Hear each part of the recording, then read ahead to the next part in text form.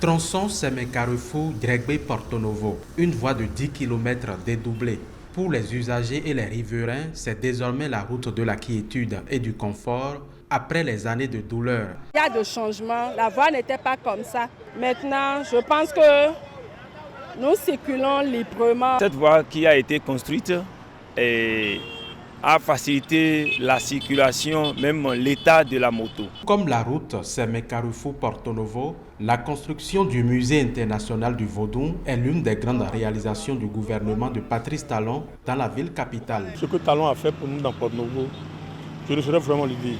Ça fait une joie pour nous, les dignitaires du culte Vodou à Porto Novo. Dans les parages du site de ce musée, on peut apercevoir cet édifice grandeur nature. Le nouveau siège de l'Assemblée nationale se dresse non loin du palais des gouverneurs. C'est une fierté pour nous qui sommes ressortissants de cette ville-là, de voir cet hémicycle futur-là. Particulier, imposant. C'est un sentiment de joie qui m'anime après tout, parce que vu l'ampleur de l'architecture, ça fait plaisir de voir ça dans notre pays. En plus, c'est la capitale. Autre réalisation du gouvernement, la construction des marchés modernes de Wando et à Mangbo. Il n'y a pas de problème particulier. La viande que je viens acheter, très bien conservée. Enfin, c'est un marché qui est très propre, quoi. Il n'y a pas de différence entre ce marché-là et un supermarché à Cotonou, un autre supermarché à Porto Novo.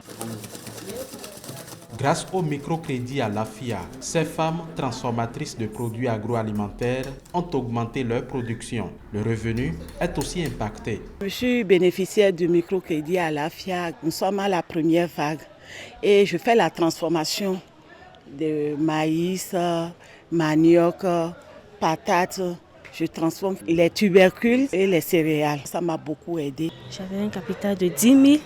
Et c'est avec ça que je faisais un peu. J'ai appris qu'il y a un microcrédit à l'AFIA qui veut aider les femmes commerçantes qui ont déjà une activité et qui veulent encore augmenter leur activité. Aujourd'hui, je suis bien dans mon activité, je gagne mon argent.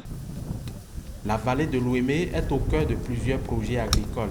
Romaric, jeune producteur de cultures vivrières dans les Agégués, retient le Padma et le Payavo. L'aménagement de nos sites de production des piments, nous en avons plein, des hectares même, qu'on nous a aménagés. Et actuellement maintenant, il y en a d'autres qui sont en cours d'aménagement. Ça nous a produit beaucoup de choses. Nous avons aujourd'hui une route. Auparavant, nous marchions dans la brousse ici. L'école fonctionne bien. Il y a des enseignants pour nos enfants. Des relais communautaires viennent dans nos maisons pour notre santé. Les populations de l'Ouémé et les autorités du département se disent fiers de toutes les actions du gouvernement. De 2016 à 2026, les 9 communes de ce département en sont diversement impactées.